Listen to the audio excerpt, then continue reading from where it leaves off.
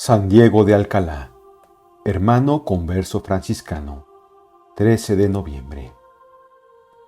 En la bula de canonización de San Diego, complacíase el Papa Sixto V en hacer resaltar los méritos de la pobreza voluntaria a los ojos de Dios. La divina sabiduría válese a menudo de los instrumentos más flacos e ineptos en apariencia para realizar sus obras más portentosas. Testigo de ello es la vida de este humilde y santo fraile. Vio Diego la luz primera en los albores del siglo XV en San Nicolás del Puerto, lindo pueblecillo andaluz de la diócesis de Sevilla. Sus cristianos padres, aunque poco favorecidos por la fortuna, vivían satisfechos con su suerte, ganándose el cotidiano sustento mediante el trabajo de sus manos, con fe muy grande y muy grande confianza en la amorosa providencia divina. Fruto de su unión, por Dios bendecida, fue el niño Diego. Ya desde la primera infancia, dio esta criatura pruebas inequívocas de su santidad futura. Eran sus delicias la penitencia, el retiro y la oración. Espíritu y corazón saboreaban a sus anchas el pensamiento saludable de la pasión de Jesucristo, y esta alma, pura e inocente, podía repetir con el apóstol que toda su ciencia era Jesús y Jesús crucificado. Adolescente todavía, es tal el atractivo que siente por la oración que en su alma se despierta irresistible impulso hacia la vida solitaria. Oye hablar de un santo sacerdote que, a imitación de los antiguos padres del yermo, vive en las proximidades del pueblo y corre a ponerse bajo su dirección. Así, libre de seguir los impulsos de la gracia, se entregará en lo sucesivo con mayor ardor a la oración vocal, a la meditación y a la penitencia, y con objeto de que el alma sea dueña del cuerpo, según el orden lógico, para acostumbrar a este último a obedecer a pesar de sus repugnancias. Lo domeñará mediante numerosas y frecuentes austeridades. Maestro y discípulo juntaban a la vida contemplativa diversos ejercicios de vida activa a fin de no fatigar el espíritu con la ininterrumpida contemplación. El cultivo de un huertecito a veces, y otras la confección de cestos de junco o de cucharas y escudillas de madera que regalaban a sus bienhechores o que vendían para distribuir su importe entre los pobres, les ocupaban los ratos que no dedicaban al rezo. Sin duda, tal método de vida y de servir a Dios parecía excelente, pero nuestro Señor, que tenía otros designios, pronto llamaría al joven solitario a vida más perfecta. Ingresa en la orden franciscana. Hacia el año de 1409, el beato Pedro Santoyo, que era considerado con razón como el promotor principal de la observancia franciscana en España, estableció diversos conventos en los que se guardaba con todo rigor la primitiva regla del pobrecillo de Asís. Una de esas fundaciones se hizo en Arrizafa, cerca de Córdoba, y muy presto la reputación de santidad del reformador y de sus frailes extendióse a lo lejos y atrajo el corazón del santo mozo. Determinó éste hacerse hermano y para disponerse a ello comenzó por ejercitarse en la pobreza voluntaria. Regresaba cierto día de vender sus cestas de junco en el pueblo cuando divisó en medio del camino una bolsa bien repleta. «Eso es un enredo del demonio», pensó en su interior. «No lo toquemos». Y siguió adelante. Al poco rato topó con un mendigo haraposo y hambriento. «Caro amigo», le dijo, «Dios te protege.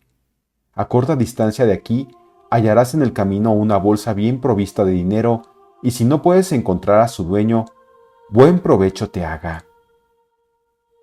Con el fin de realizar el proyecto que rumiaba en su corazón, despidióse Diego del ermitaño que guiara sus primeros pasos por la senda de la perfección cristiana y volvió a la casa de sus padres. Breve había de ser su estancia en ella, ya que a los pocos días se alejaba sigilosamente y se encaminaba hacia el convento franciscano de Arrizafa. Era considerable la distancia que había de recorrer, mas la alegría de llegar a ser muy pronto hijo del pobrecillo de Asís embargaba por entero el ánimo del joven Diego y le ayudaba a caminar alegremente cual si no sintiese el cansancio. Llegado al convento, pidió humildemente que le recibiesen en calidad de hermano lego, favor que le fue concedido sin dificultad. Pocos días más tarde, recibía el santo hábito. Él, pues, ya novicio, ¿y qué novicio? Distínguese entre todos sus hermanos por el esmero en la observancia puntual de los preceptos de las reglas de su orden. Los empleos más viles tienen su preferencia. Nadie le gana en la práctica de la pobreza, de la caridad, de la obediencia, de la mortificación. Nunca ocioso, siempre unido con Dios, resplandecen con maravilloso brillo en el humilde lego las virtudes de su seráfico Padre. Y el Señor, que se complace en comunicársele en la oración, levántale hasta las cumbres de la más alta contemplación con sublimes arrobamientos, y le infunde luces tales de doctrina acerca de los sacrosantos misterios de nuestra fe, que hasta los mismos doctores se llegan a consultarle a él, simple lego, acerca de las cuestiones de la más elevada teología. A todos contesta con la misma profundidad y con igual clarividencia, de modo que los sabios teólogos vuélvense estupefactos de su ciencia y más aún hondamente edificados de su virtud. Caridad inagotable con los pobres. Inseparable del amor de Dios es el amor al prójimo. Tan grande era el espíritu de caridad de Fray Diego para con sus hermanos, para con los pecadores, los pobres y en general para con todos aquellos con quienes se relacionaba, que bastaba una palabra salida de sus labios para calmar las discordias y excitar el arrepentimiento en unos, la confianza en otros y en todos la alegría y la paciencia. Compartía su comida con los menesterosos. Más aún, mendigaba para aliviarle su miseria y los consolaba con palabras tan persuasivas que los desheredados de la fortuna regresaban siempre satisfechos con su suerte. Al poco tiempo de ser admitido en el convento, confiáronle sus superiores el empleo de portero. Quienes más ganaron con esto fueron los pobres. Jamás los despedía Fray Diego sin algún socorro, y como ciertos frailes le reprochasen un día su prodigalidad, «Nada temáis», le respondió humildemente. «Dios bendice esta suerte de abusos, lejos de arruinar a la comunidad. Estas limosnas le atraen las bendiciones celestiales, porque el bien que a los pobres se hace, lo mira Jesucristo como hecho a sí propio». Repetidas veces recompensó Dios con patentes milagros la caridad del santo, ya multiplicando en sus manos el pan que distribuía a los pobres, ya curando por su intercesión a los enfermos que acudían a implorar su valimiento. Lucha contra el amor propio y las pasiones. El humilde lego no parecía darse cuenta de la estimación de que era objeto. Persuadido de su insignificancia y de que sólo por gracia habíanle admitido en el convento, tenía declarada constante guerra al amor propio, y habíale dominado en forma tal que ninguno jamás le vio turbado, ni en trabajo o pesadumbre que se le ofreciese se oyó de su boca palabra airada o descompuesta, ni se notó cosa alguna que desdijese del varón perfecto. Tal ecuanimidad y el mostrarse en toda circunstancia indulgente y bondadoso hacen patente una absoluta mortificación interior. No menos animoso se mostraba Diego en la mortificación externa. Trataba a su cuerpo con extremada aspereza y afligíalo con ayunos frecuentes, a pan y agua, y con perpetua abstinencia. Como sus disciplinas eran tan rigurosas y sus vigilias tan continuas, bien puede decirse de él que sin el socorro especial de Dios, no pudiera resistir tantas fatigas ni tan renovadas privaciones de sueño y de alimento. Atormentado cierta noche de invierno por el demonio de la concupiscencia, ningún medio le pareció más eficaz que echarse en el agua helada. Jamás usó calzado, y en cuanto a su hábito, de tejido burdo y áspero, teníalo tan remendado que se hacía difícil averiguar cuál fuese la primitiva tela. A pesar de lo cual, mostrábase siempre limpio, de forma que en su porte exterior reflejaba la albura de su alma. Sus devociones favoritas, un milagro. A las prácticas de rigurosa penitencia juntaba Diego la continua oración y elevación de su espíritu. Su mayor entretenimiento y regalo era meditar sobre la pasión del Señor. Muchas veces poníase en cruz y quedaba tan encendido en la memoria de ella que fluían de su boca palabras de maravillosa elocuencia acerca de los tormentos que padeció el Señor. Traía en sus manos una crucecita de palo para acordarse siempre de la cruz de Cristo. La vista de un crucifijo bastaba a veces para sumirle en éxtasis. Intenso y tierno era también su amor a Jesús sacramentado. Desbordábase la alegría de su corazón cada vez que se acercaba al divino banquete. Lo mismo que cuando ayudaba a misa y sentía con la presencia del Señor tan admirables dulzuras que no podía contener las lágrimas. Cosa igual se echaba de ver en los oficios divinos, especialmente en las fiestas y cuando incensaba. En esas ocasiones era tan visitado y tan regalado de Dios que muchas veces salía de su persona una suave fragancia que trascendía y en gran manera recreaba a toda la concurrencia. No menos viva era su devoción a María Santísima, en cuyo honor ayunaba a pan y agua todos los sábados y en las vigilias de sus fiestas. El aceite de una lámpara que de continuo ardía delante de una imagen de la Virgen le servía para ungir a los enfermos y alcanzar portentosas curaciones. De este modo, siempre refería a María los prodigios que Dios obraba por él. Estando un día en Sevilla, ocurrió que un niño de 7 años, temeroso de castigo por una travesura que había cometido, ocultóse en un horno de pan y allí quedó dormido. Llegada la hora de aparejar el horno, la panadera, su madre, sin reparar en la novedad, encendió la leña, mas poco a poco, despertando el niño por el calor, comenzó a llamar con gritos desgarradores, mientras la pobre mujer enloquecida de dolor y espanto se desmayaba. Vuelta en sí, salió a la calle clamando a voz en grito una ayuda, a tiempo que Fray Diego y otro fraile acertaban a pasar por allí. Compadecido el santo lego de las lágrimas y voces de la triste madre, le dijo: «Vete a la iglesia mayor, encomiéndate con fe a la Santísima Virgen delante de su imagen, y ten confianza que tu hijo será libre». En cuanto a él, arrodillóse también unos instantes junto al horno, dirigió breve pero ferviente súplica al cielo y luego gritó: «Niño, en nombre de Jesús crucificado, sal del horno, yo te lo mando». Obediente a esta voz, el pobre niño caminó sin miedo por encima de las brasas y salió sano y salvo, sin la menor señal de quemadura. Puede suponerse el estupor y a la vez el entusiasmo que este milagro despertó en la multitud. Pero Fray Diego, sustrayéndose a las aclamaciones del pueblo, tomó al niño y lo condujo a la iglesia hasta el altar en que rezaba su madre, en cuya presencia lo consagró a María, que acababa, decía, de salvarle. Misionero y superior. Poco tiempo después de profesar Fray Diego, destináronle sus superiores a las Canarias. Estas islas, que en los comienzos del siglo XV conquistara Juan de Bettencourt para la corona de Castilla, habían recibido la luz del Evangelio por medio de los padres Pedro Bontier, franciscano, y Juan Severrier, terciario regular de San Francisco, compañeros de expedición de aquel piadoso caballero.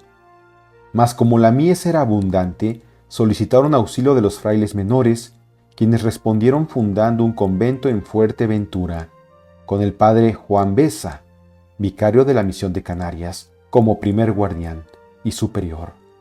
Al morir éste, todos los votos recayeron en el humilde Fray Diego, quien recibió de sus superiores la orden de ir al dicho convento para tomar la sucesión del guardián fallecido.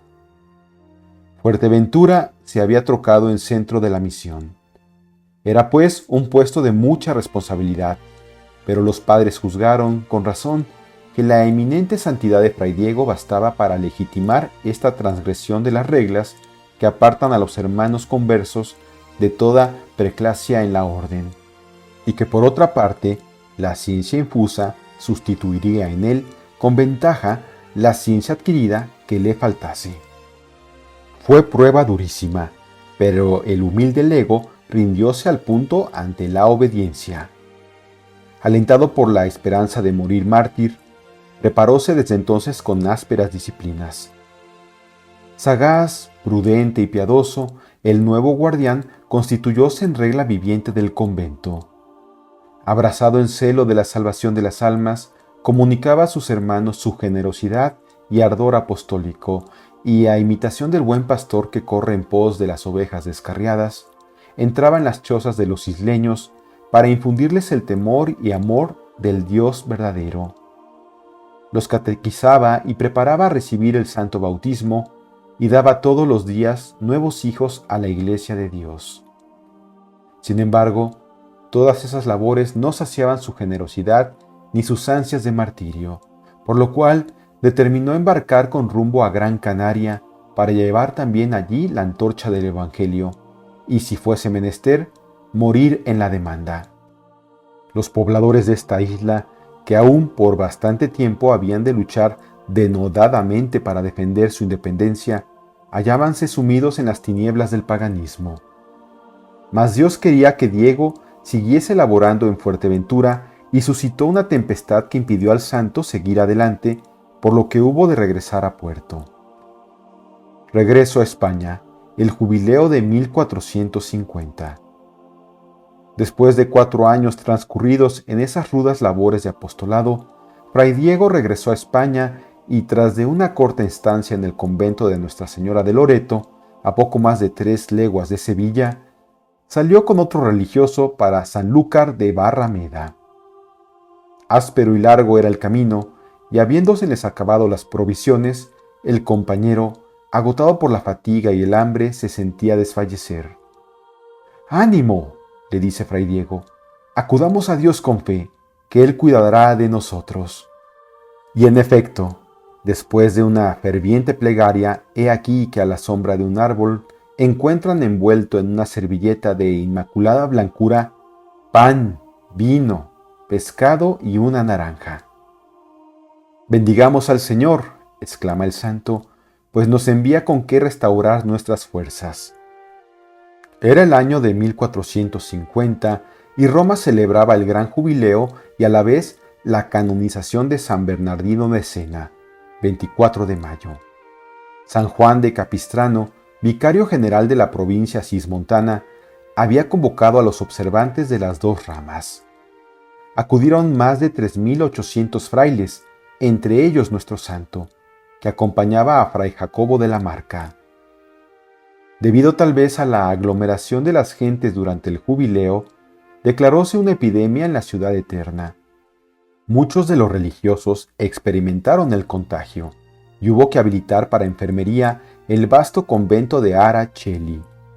Fray Diego aceptó gustoso y agradecido el cargo de enfermero que también armonizaba con las inclinaciones de su alma y durante 13 semanas que duró el mal, desempeñólo con incansable abnegación. A pesar de la carestía y del hambre que asolaban la ciudad, jamás sus enfermos carecieron de lo necesario. Es más, multitud de pobres acudían a él de continuo y a todos socorría generosa y espléndidamente. Tantas y tan cuantiosas limosnas no tuvieran explicación si, merced a un milagro permanente, el pan, los medicamentos y los víveres de toda suerte no se hubiesen multiplicado entre sus manos. Su compasión para con los miembros dolientes de Cristo llegaba hasta el heroísmo. Sorprendióle un fraile cierto día mientras besaba las llagas de un joven cubierto de asquerosa lepra. Diego procuró disimular su virtud diciendo: «Hermano, así se cura esta enfermedad». El leproso se curó en efecto. Muchos otros debieron también la curación a sus oraciones. Modelo de caridad, enfermedad y muerte. Terminadas las fiestas de la canonización, Fray Diego regresó nuevamente a España. Tras breve estancia en el convento de Sevilla y unas pocas semanas en el de Nuestra Señora de la Salceda, primero de la observancia establecido en España, el padre Rodrigo, vicario general de Castilla, Llevólo consigo al de Santa María de Jesús en Alcalá, que Alonso de Acuña Carrillo, arzobispo de Toledo, había hecho restaurar. En él pasó Fray Diego los 13 años últimos de su vida, siendo dechado de piedad y de caridad para con el prójimo. Sus éxtasis y sus milagros eran incontables, y no había día en que no obrase algún prodigio. Así se complacía Dios en glorificar, ya desde este suelo, a un alma que de continuo sabía olvidarse de sí misma y renunciar a todas las cosas por su divino amor. Aunque parecía vencido por los años y por sus heroicas austeridades, aún quiso Dios refinar más la virtud de nuestro santo en el crisol del dolor y de los sufrimientos, y le envió un absceso maligno y muy doloroso en un brazo. Como viese que se le agotaban las fuerzas, entendió que el Señor quería llevarle así y dispúsose recibiendo los últimos sacramentos. El mal hizo rápidos progresos y la muerte apareció inevitable y próxima. Congregados los religiosos en torno del moribundo, «Perdonadme, carísimos hermanos», les dijo, «si os he ofendido o deedificado con algunos de mis actos, y rogad a Dios se digne recibirme en el seno de su misericordia». Suplicó luego le diesen el hábito más raído y pobre de la comunidad para morir como verdadero hijo de San Francisco, y, satisfecha su demanda, no pudo velar el gozo que le embargaba. Besando luego con amor y estrechando contra el pecho la cruz de palo que constantemente llevaba en la mano, exclamó: «Dulce lignum, dulces clavos, dulcia ferens pondera». Oh dulce madero, oh benditos clavos, que sostuvisteis carga tan preciosa. Este himno lo acabó en el cielo a los pies del divino crucificado. Había compartido sus sufrimientos en este mundo y Jesús le convidaba ahora a los eternos goces de la gloria. Era el 12 de noviembre del año 1463. La noticia de su muerte produjo consternación general. Especialmente los pobres lloraron amargamente la pérdida de tan amante padre y fiel amigo. Sus funerales fueron un triunfo, y el Señor multiplicó los milagros al paso del féretro. Diéronle sepultura primero en la sala capitular del convento, pero como la piedad y devoción de los fieles crecía de día en día, hubo que dar satisfacción a sus deseos, trasladando pocos años después sus venerables restos a una capilla de la iglesia conventual. Cuando se hizo la exhumación, hallóse su cuerpo incorrupto, y los asistentes pudieron percibir la exquisita fragancia que exhalaba.